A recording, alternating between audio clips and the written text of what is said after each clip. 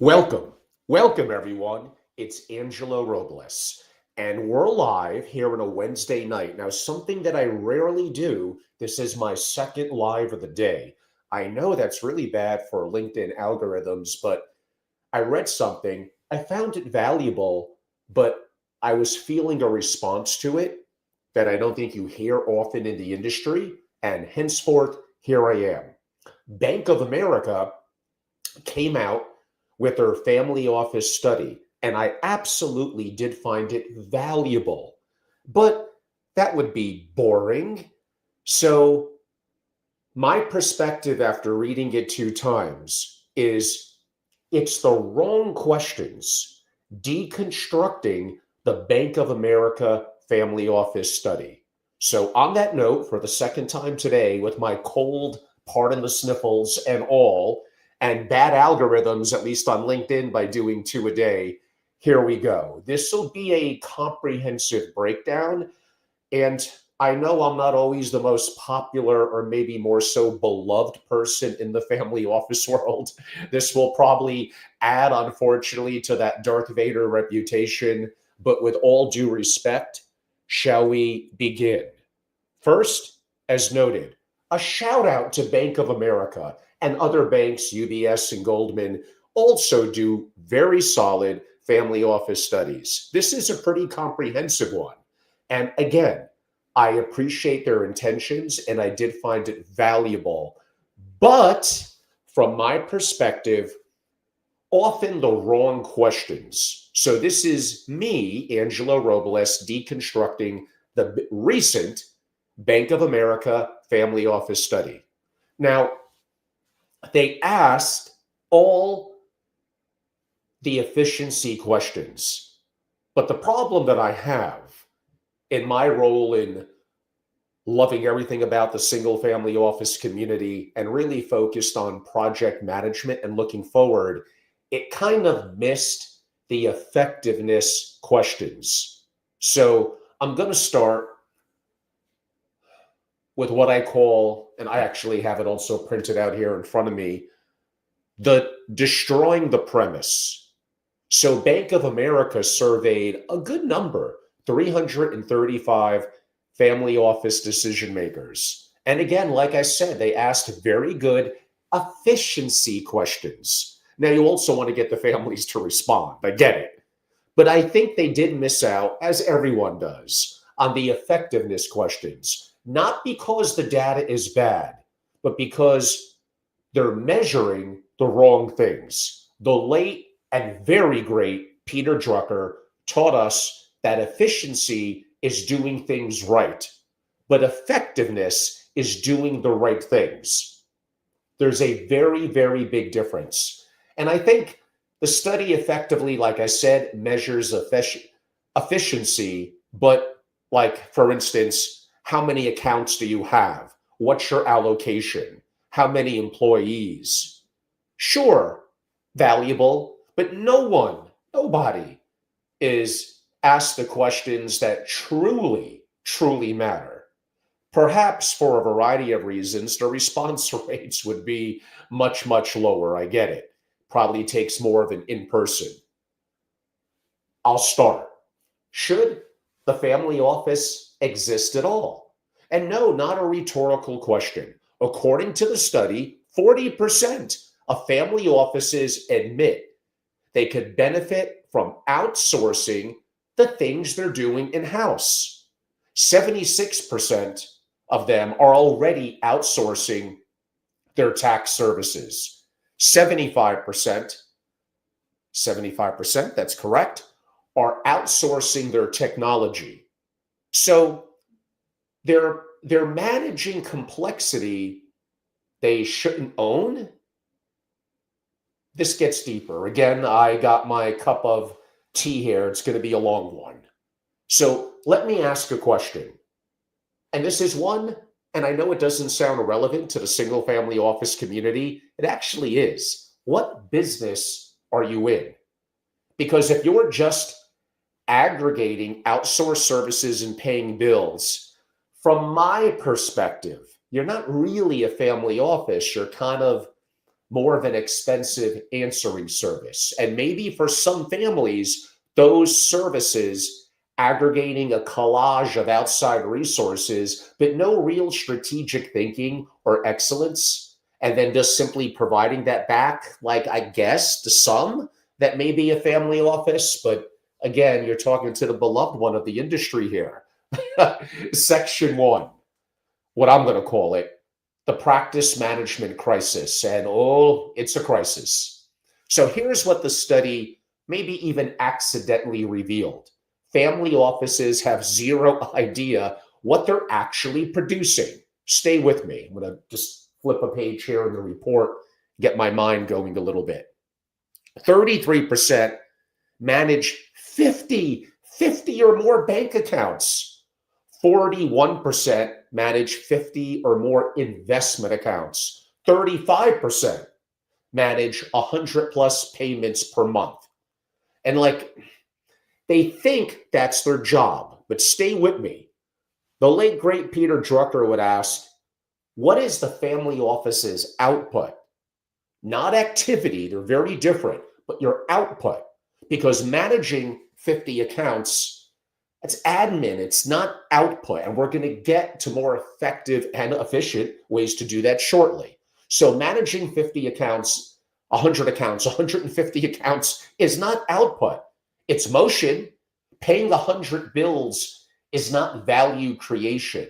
It's admin.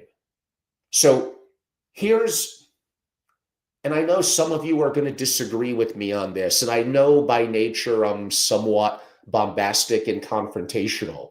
I can't help it. So here's the practice management question that I don't think anyone in the study asked. Maybe I missed it. If we eliminated this family office tomorrow, what would the family actually lose? Like, I've done consulting assignments where, yeah, it's that blunt. Like, you just go in with a question like that. Not what would become inconvenient. There is a difference. What would become, or what would be irreplaceable? For most of these family offices, really the honest answer is not much. The banks would still execute, tax firms would still file, and the investment advisors would, well, still advise. The family office is a coordinator. And for some, that may have a purpose. But again, I'm going to get to more effective and way more efficient ways to do that. So that family office is a coordinator, not a creator. And coordination, now here we go, is the first thing that AI commoditizes. And there's one thing in the practice management. One thing in the family office I do know in today's world, because I live and breathe it, feels like 168 hours a week, that is right now AI implementation. So here's the real question. If your family office is your family office, and I know you're going to think this doesn't quite apply to an SFO, but stay with me.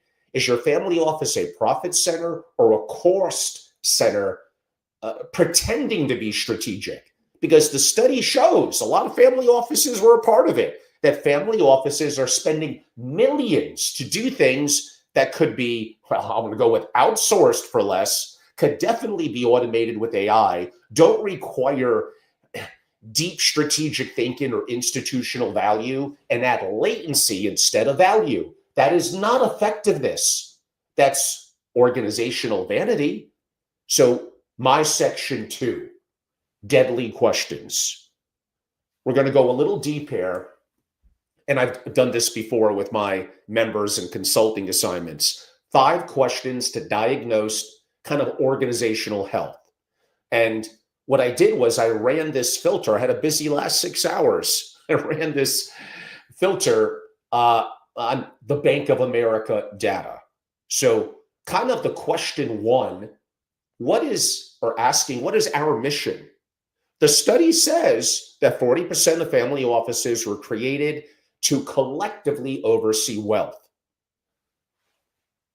That's not a mission.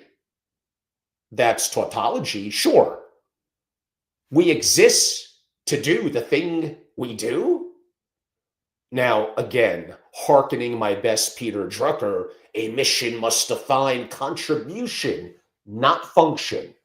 The families that survive transitions aren't the ones, this kind of has been proven, aren't the ones who oversee wealth. They're the ones who answer, what is this wealth for? And here's also what the study revealed. Only 7% of family offices were created to support a specific mission, a legacy, or even philanthropy. The other 93% exist really kind of more so for oversight. Again, is that really intent? Is that purpose? Is that mission? That's paperwork with a budget, is what it is. The question two, who is our customer? Hold on. Most family offices would say a family. Well, it does depend, but they might be wrong because the principals are not customers. They're really more shareholders. Think about it. Depending on the family, the actual customer is the next generation's ability to deploy capital and legacy effectively. Maybe a little bit more directly, it's whoever needs to be served within the family. So in my example, though, you may not be serving today's principals. You're really serving a 40, a 50, 100-year continuity of decision-making capability. That's the key there. And this study shows that 73% of family offices with less involved principals expect the next generation to change the mission entirely. They are 100% correct. That means, could I argue that the family office failed really its actual customer in my example? Because if generation two, my example, doesn't believe in what you've built, you didn't really build an institution. You didn't focus on intent and purpose and continuity. You built a temp agency effectively with a trust structure. I don't mean to be harsh, but you know what? Sometimes these families, like, they need this. Question three, what does the customer, in this case, value? So the study asked these family offices what they do in-house. That's going to show what they value. 72% handle household management. 71% handle bill pay. 66%, it stated, handle financial planning. And I guarantee you, do you think the next generation, they don't value probably any of that? What do my experience? It does vary. Every family's different. What do they value? Strategic optionality in an ever increasing fractured world. When I discuss AI, they get it more so than the elders. Sovereign infrastructure where you're not leaking your IP. Access to deals you can't get elsewhere. Education that could help to make them through capacity and capability anti-fragile. But you're spending money and budget on bill pay and household management. That's not real customer value. Disagree with me, it's okay. That's inherited workflow. So question four, and you do need to ask this, what are the results? How are they measured? Qualitative, quantifiable? So the study measures inputs, how many accounts, how many employees, how much AUM. But if you can't measure the output, you don't have a discipline. You really have more of what I would loosely call, how about hope? So what is the output of a family office? Meant to be kind of a broad, open-ended question, by the way. What is it?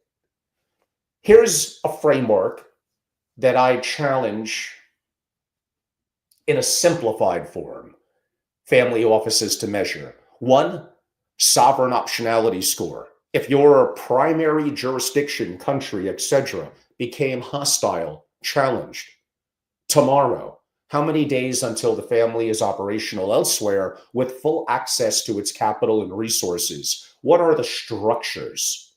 IP security score. What percentage of your strategic decision-making goes through third-party platforms that train openly on your data?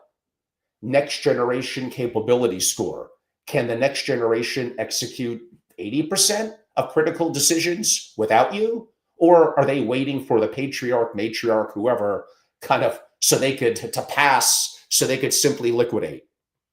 And very important is an anti-fragility score. I mentioned before about capacity and capability. I'm not going to have the time to go into that tonight, but a little bit more simplified variation. Which assets in your portfolio almost get stronger through systemic shocks?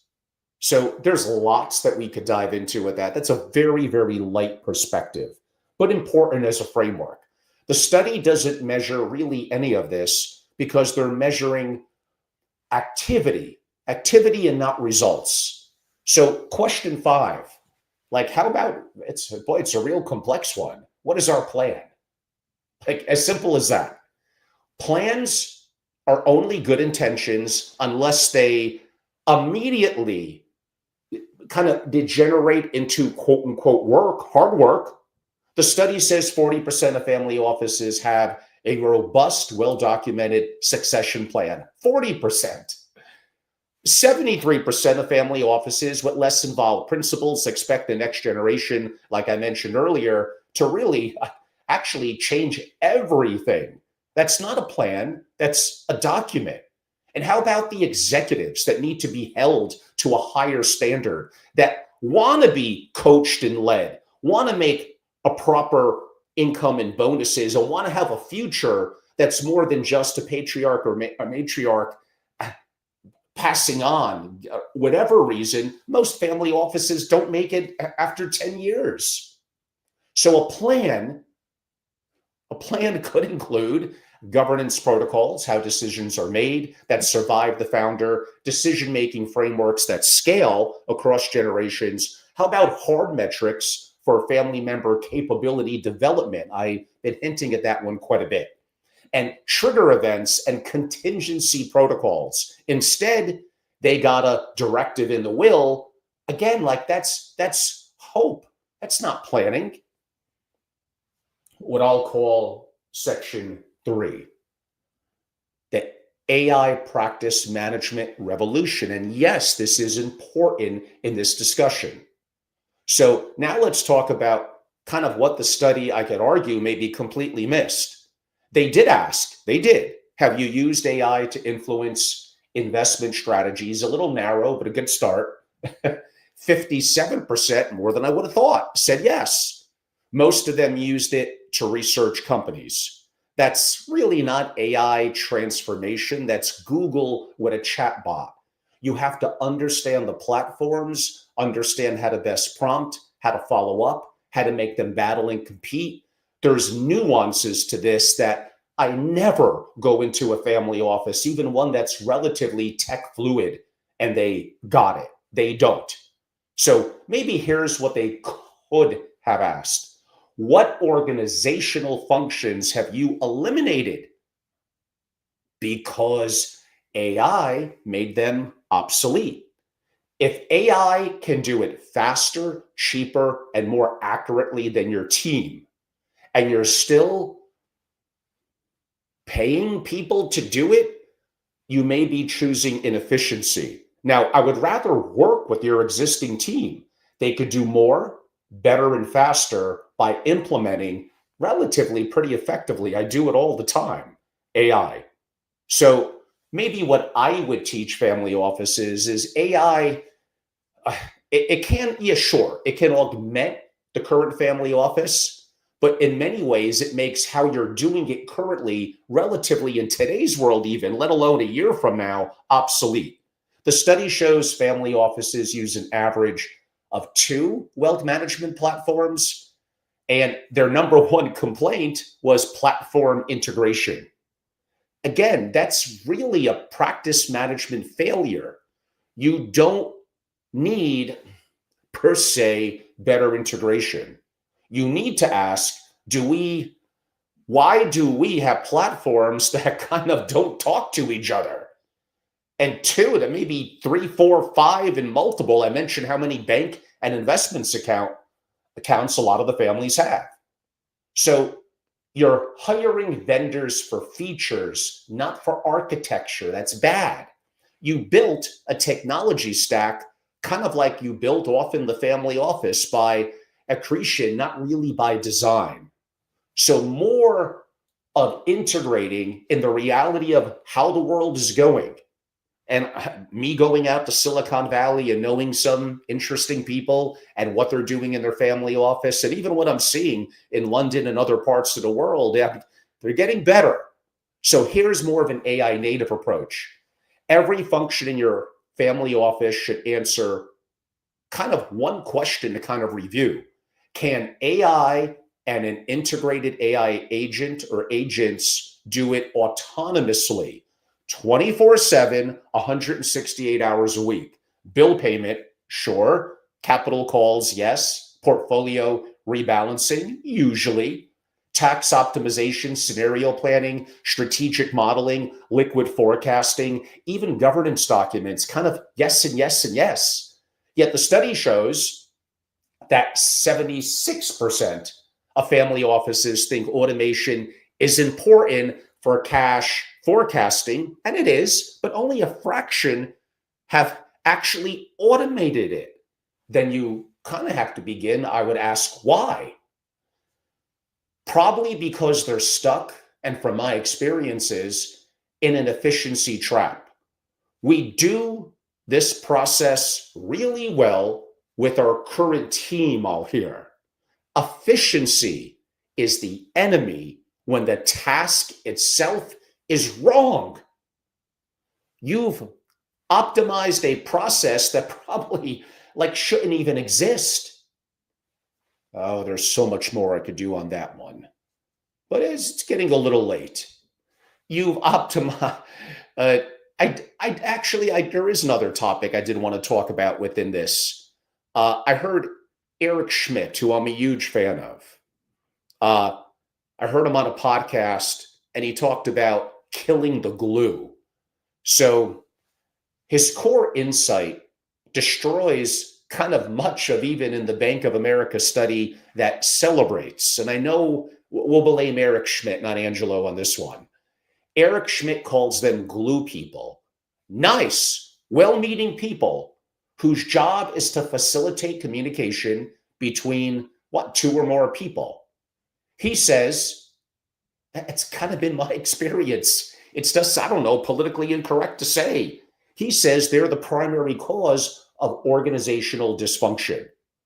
And many family offices are built on the so-called perspective of glue. The study specifically showed here that 62% of the offices have actually 10 or more employees. 25%, a good number, have 30 or more. I'd really want to understand what they're doing, the leadership, the culture, the coordination, the managing of relationships, because interfacing between the family and the advisors, is that kind of the glue? And I know that's what Eric Schmidt meant. So his rule, and I'm not saying I'm perfectly on board, but it's a good thought exercise. If their primary function is process management, not outcome production, they're glue. That's not necessarily good. Maybe for one or two. And I think, and I see it too, that family offices are drowning in it. You got the chief of staff who manages, I'll simplify it, the principal's calendar and schedule. Relationship managers, and you'll see those even in SFOs who interface with external advisors. Project managers even who coordinate initiatives. Go back and listen to my interview the prior summer with Nathan Troutman. The man goes into these gigantic 300 to 400 plus employee family offices, and like the worst people to deal with are going to be the HR department, but maybe another subject for a different time. None of them produce output from what I described. They manage people who maybe produce output, and every layer of glue adds latency. It adds slowness in communication, bureaucracy, additional systems, additional layers. That is not going to work in this world moving forward. The study shows that 79% of family offices say having family members in the office provides a direct line to the family's goals. But 61%, maybe honestly, It depends. Say it complicates things. You know why? Because probably you hired glue to manage the family members. Instead of giving them more direct access to the work, you gave them the handlers. That's not governance. That really is more insulation. And that insulation, looking what I spoke about earlier, my Detroit paradox, what killed Detroit and Japan crushed it. That was a part of it. And by the way, superstars are underrated. And a team of Spartans, real Spartans, could beat a gigantic army. So people are still, for now, the number one aspect determining of a successful family office. Now, Eric has something called a rule of 10. No initiative gets more than 10 people, period. If you need 12 people, in his example, to make an investment decision, you don't really have a decision-making process. You have a committee designed to avoid accountability. I pretty much agree. Back to what I said about direct access. The principal should be able to reach any subject matter expert in one step. If your, whatever, name an analyst can't get on your calendar without going through 3 people, you don't have it a truly efficient, let alone more importantly, effective family office. You have a bureaucracy that happens to be privately held. And some of these in my first book, which is now woefully dated, was called Effective Family Office. Now, certain principles around governance, practice management, and other things, structure still apply, but that's why I got a slew of new books coming out early in 2026, mainly the 850 questions and checklist and the family office playbook.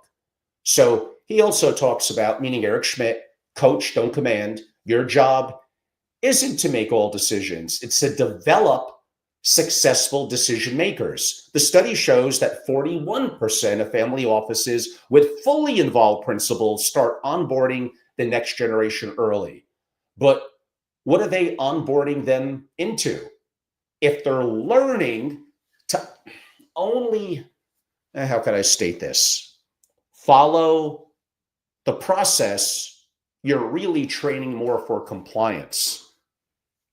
If they're learning to question, like a young Angelo, every assumption, well, you'll probably get fired. But besides that, if you're learning to question every assumption, you're among the right process for training leadership.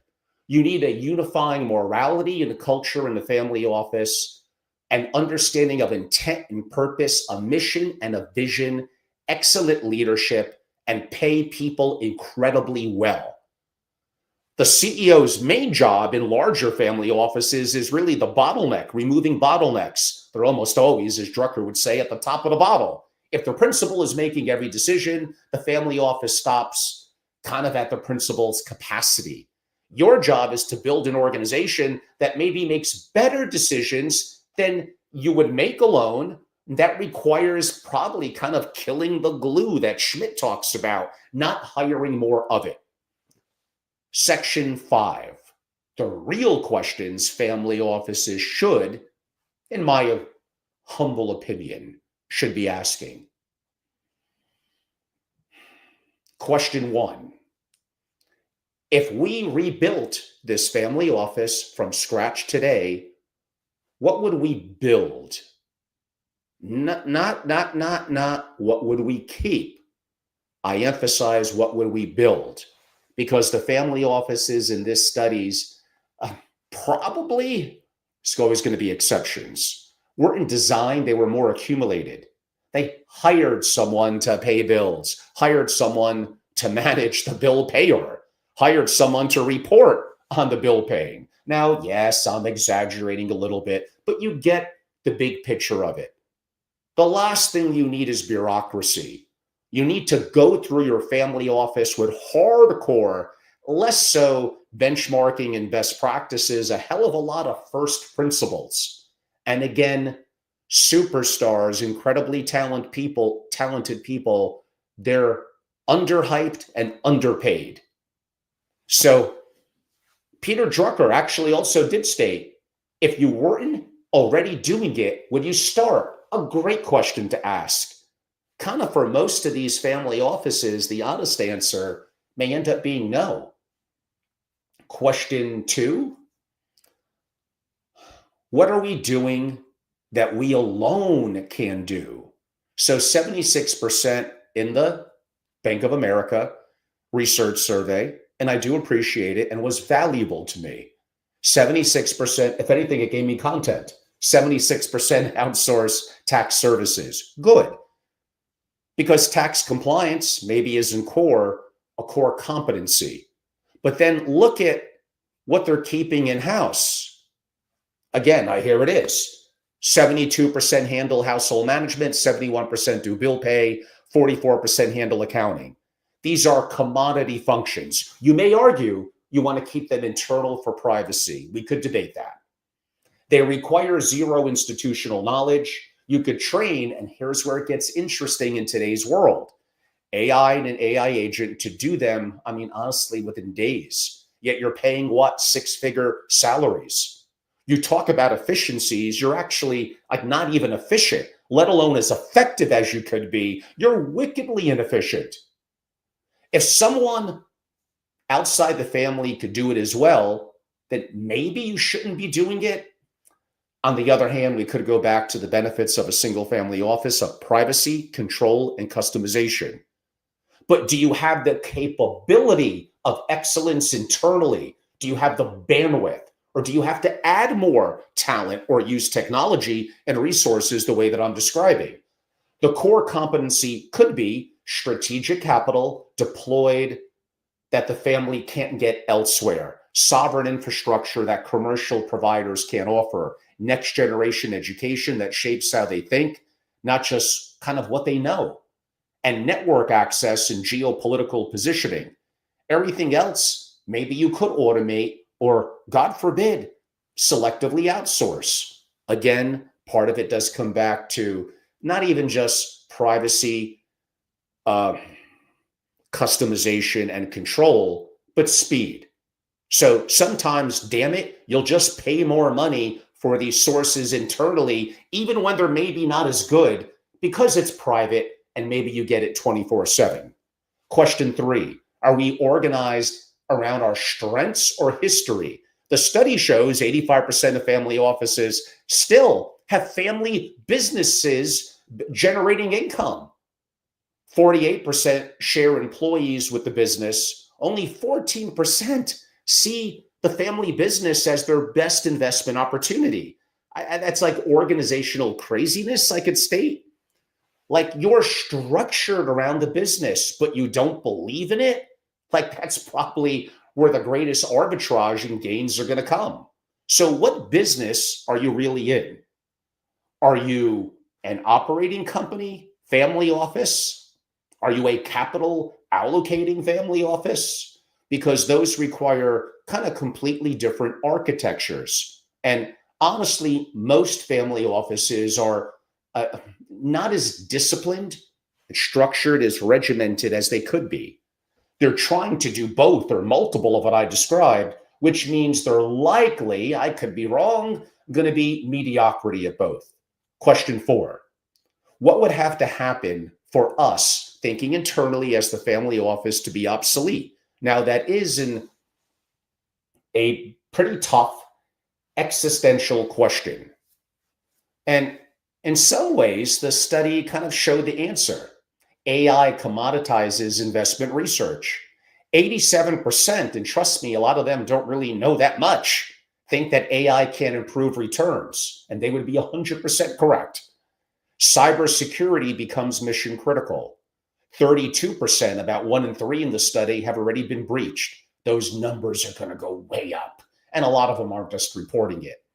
Geopolitical fragmentation. When I look at the research and studies in my work, geopolitical concerns, number 1, macroeconomics, number 2, inflation, kind of number 3. So geopolitical fragmentation requires sovereign infrastructure. Listen to what I did earlier today at about 12:30. It was a pretty long one, about an hour. And a lot of my work on sovereign risk and disaster preparedness coming up, at least for my members.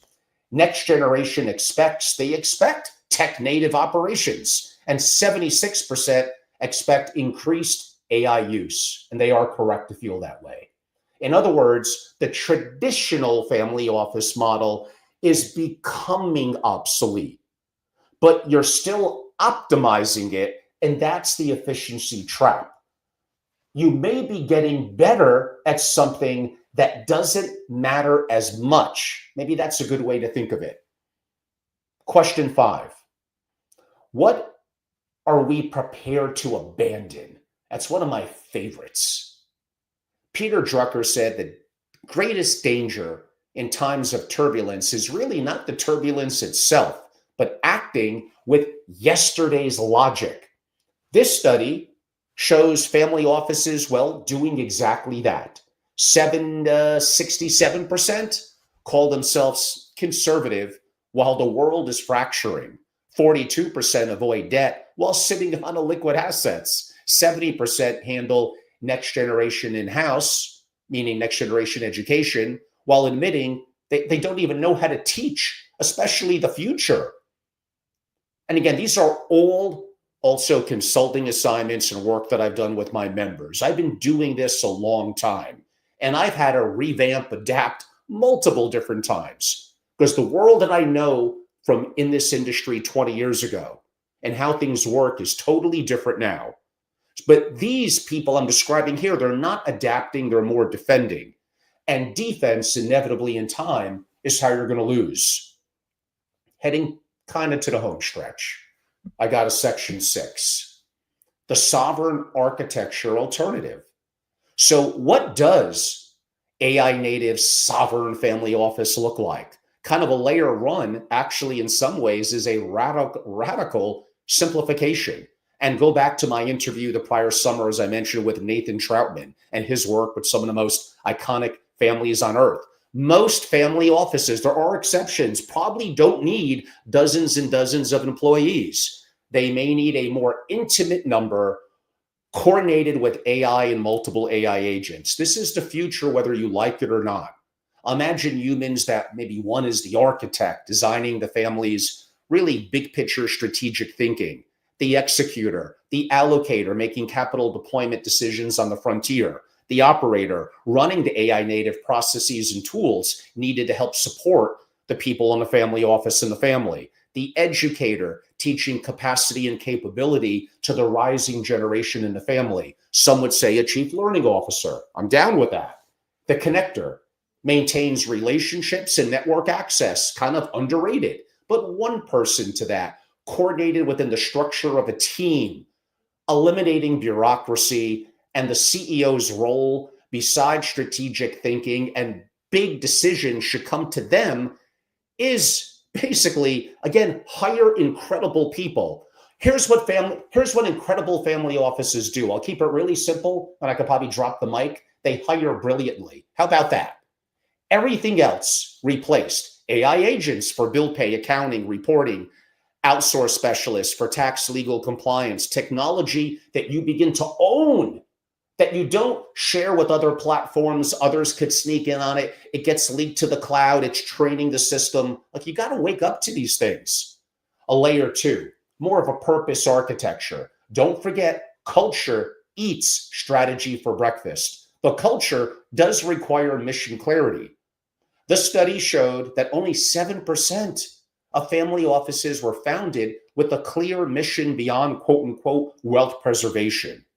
That's why 73% of family offices expect, as I said earlier, the next generation to change everything. Then what's going to happen to you in your job in a family office or advising a family office? This is what I'm trying to pound home.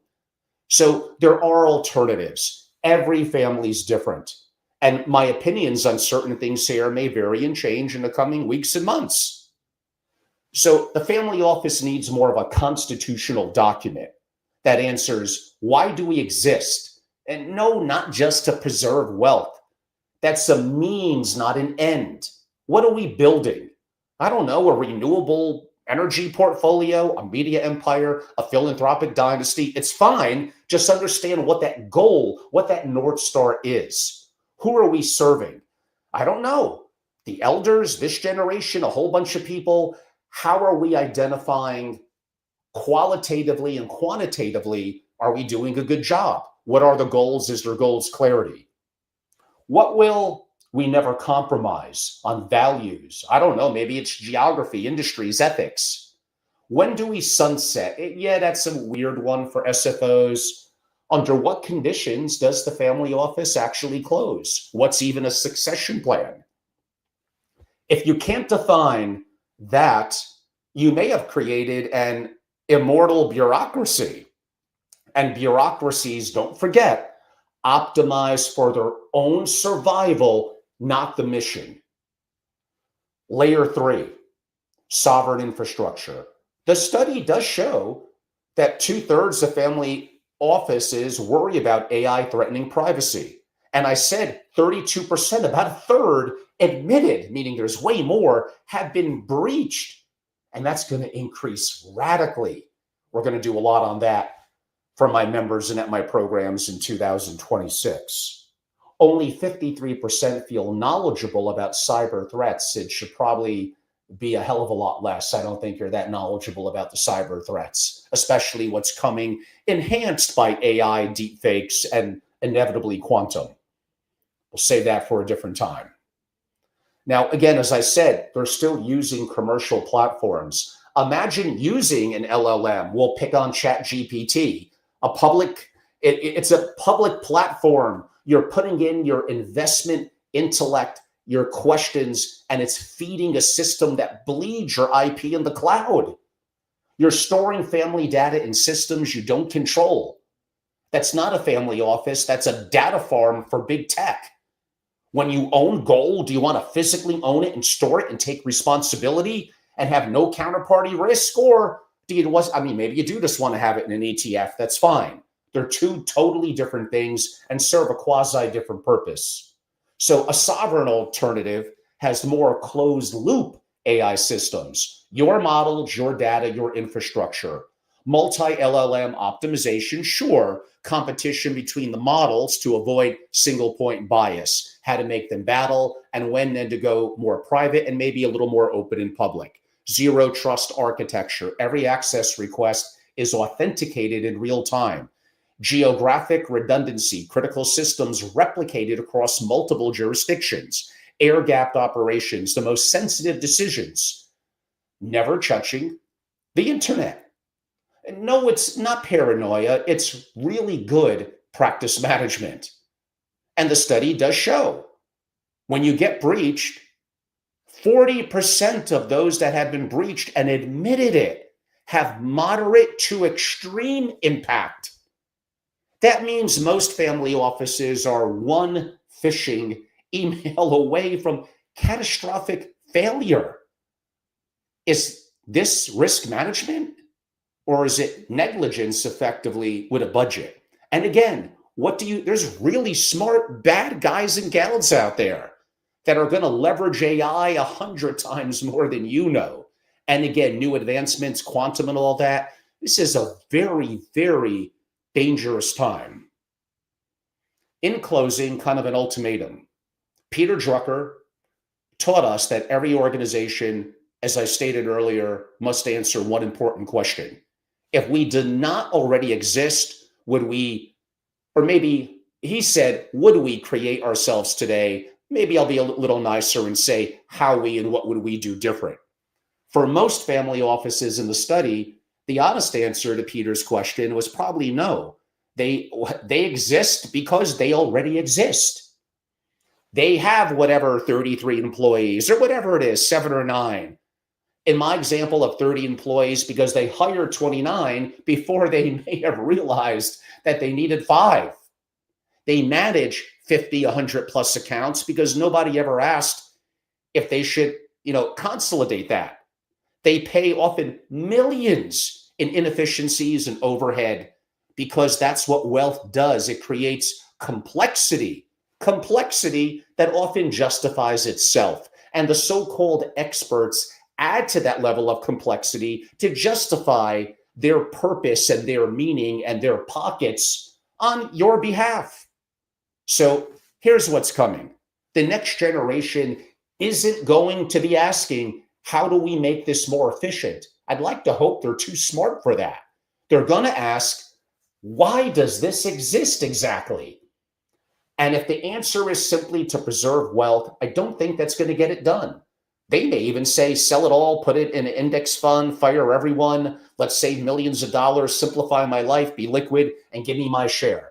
I'm not saying I approve of that. I am the most biggest advocate in the world for the single family office, but we got to do better.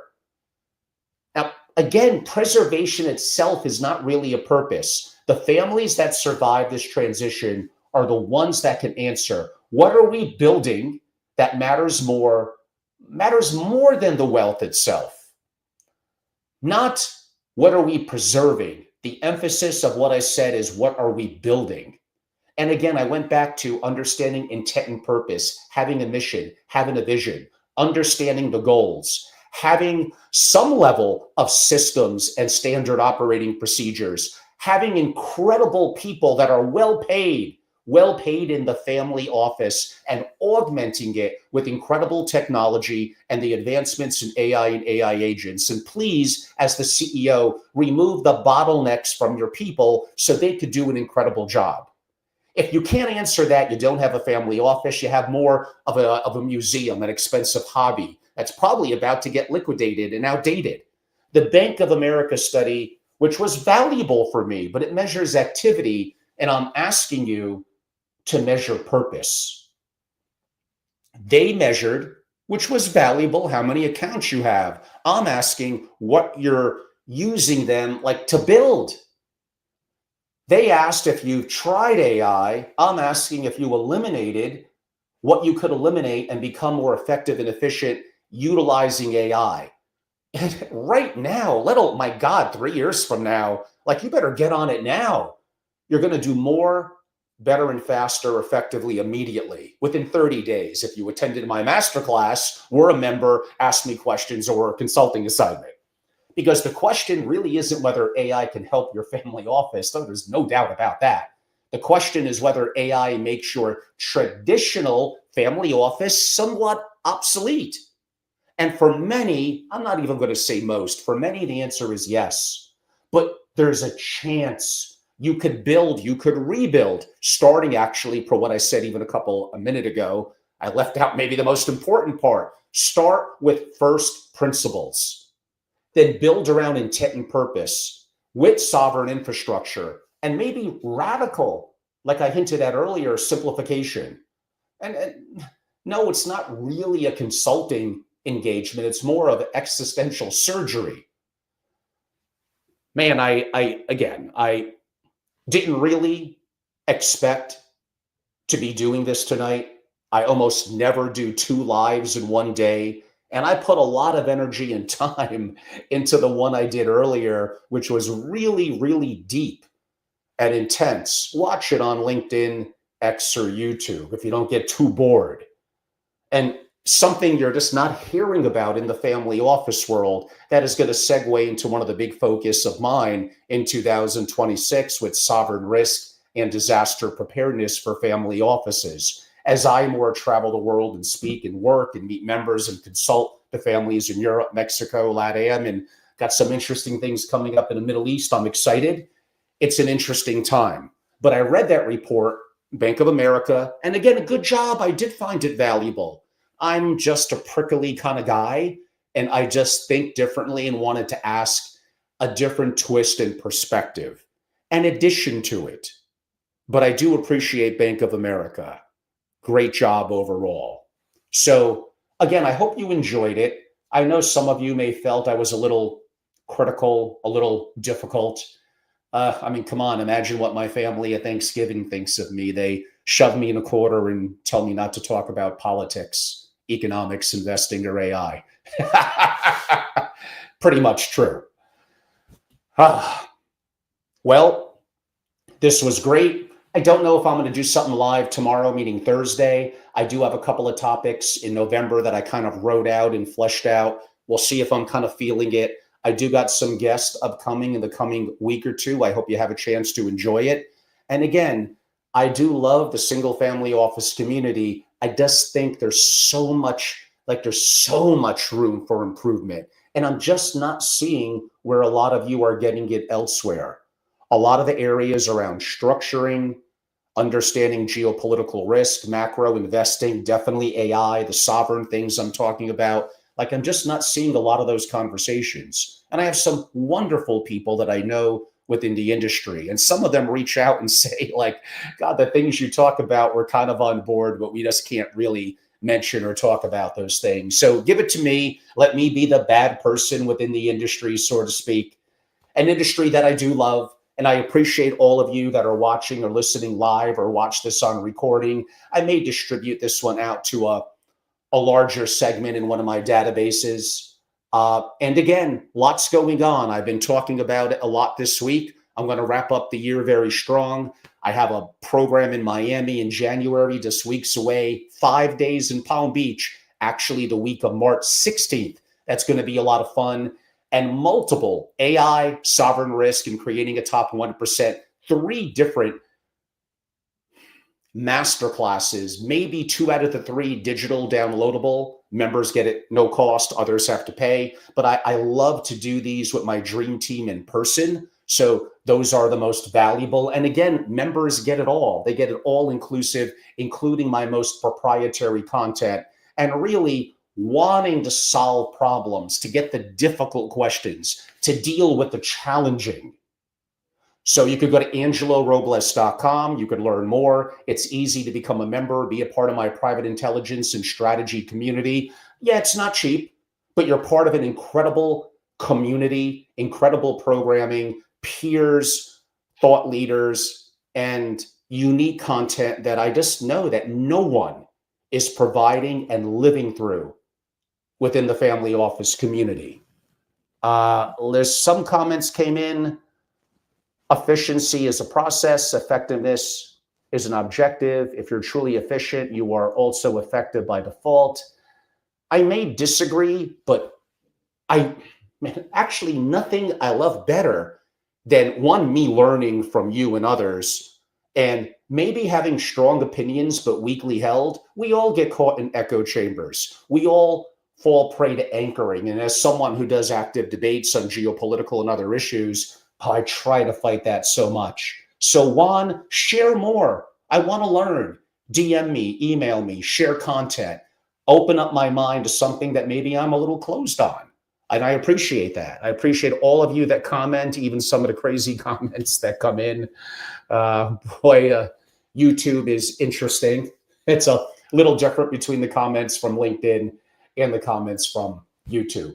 But I do love you all on YouTube. Very appreciated. So again, I don't mean to criticize the Bank of America study. I appreciate they do it. I have it. I read it. It's a resource of mine. It provides value to me and helps me clarify the work that I do as a membership organization, hosting masterclasses and consulting. I'm just Angelo being Angelo. I look at things a little differently. I'm extremely first principles and practice management focused. And I'm just incredibly active, as you all know, in the world of AI. And I just see it already, let alone 6 months, 18 months, 3 years from now, doing incredible things, literally doing incredible things at the moment. Do more, better and faster, flat out, period. Go to angelorobles.com and learn more. Everyone, appreciate your time. Have a wonderful evening. If you're watching it live, you can all reach out to me, also email at angelo@angelorobles.com. A little bit unique tonight, a little bit of fire and passion. I hope you enjoyed it. Thank you all so much. Have a great evening.